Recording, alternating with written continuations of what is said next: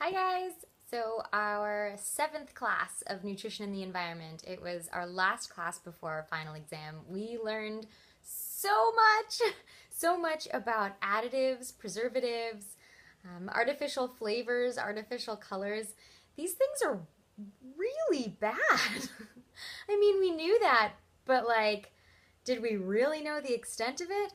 So the biggest issue really is that a lot of them are bioaccumulative. A lot of them won't break down. PCBs are something that were banned in the 70s. 100% of US children that have been tested test positive for PCBs. It was banned in the 70s. Children have it. So, kind of makes you wonder what else is being put in our food that years from now we might discover, oh my gosh, it's still in our children's bodies. So interesting, the European Union has to prove that something is not dangerous before it gets put onto the shelf.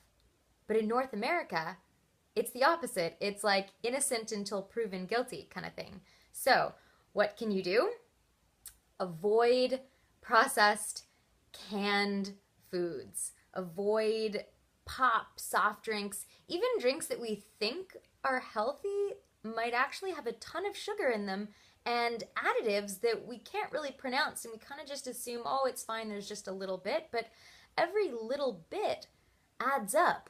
It's really wild. So cans. We look for BPA-free cans and we think that we're doing ourselves a favor.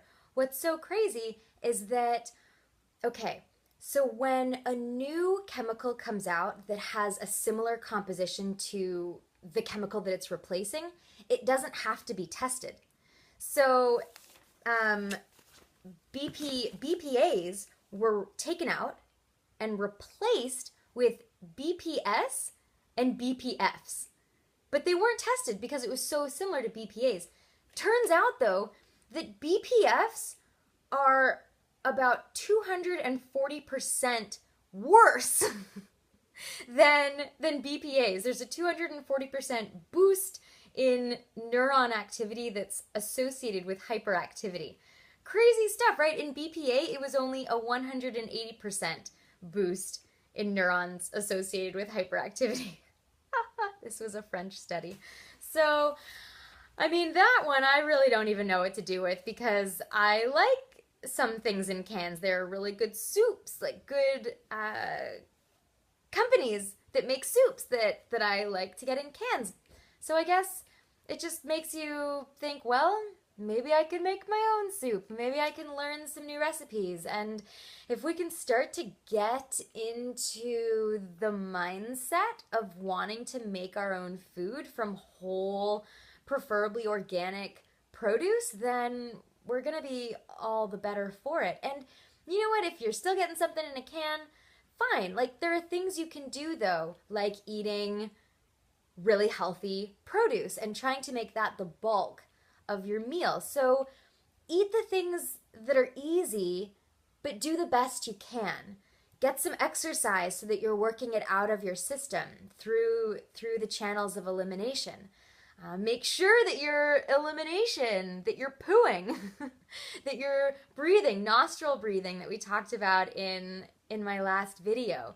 Getting lots of exercise so you're working your cardiovascular and it's pumping out the toxins, pumping in new, fresh air. So there are things that we can do. And, all right, 4.5 minutes. So I also wanted to talk a little bit about this whole antibacterial craze. I love washing my hands. I love washing my hands. But we learned something really interesting in class. My teacher told us about a study that was done. There were 3 different groups. One group had really powerful antibacterial lotion. One group had a bar of soap that had antibacterial properties in it. The other group had just a plain old bar of soap. And they used it consistently over several months. And what they found when they took a swab of their palm was that the group that just used the plain old bar of soap had less superbug, superbacteria on them than the people that were using the crazy antibacterial solution. And I think I'll leave it there because this is getting to be a long video.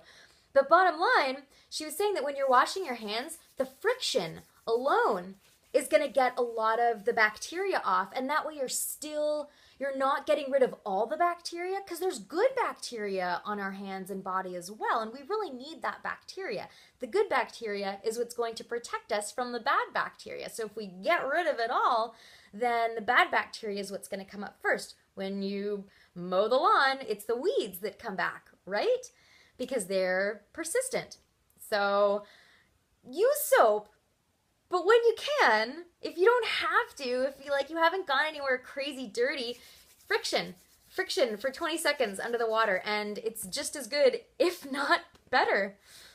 Thanks for watching.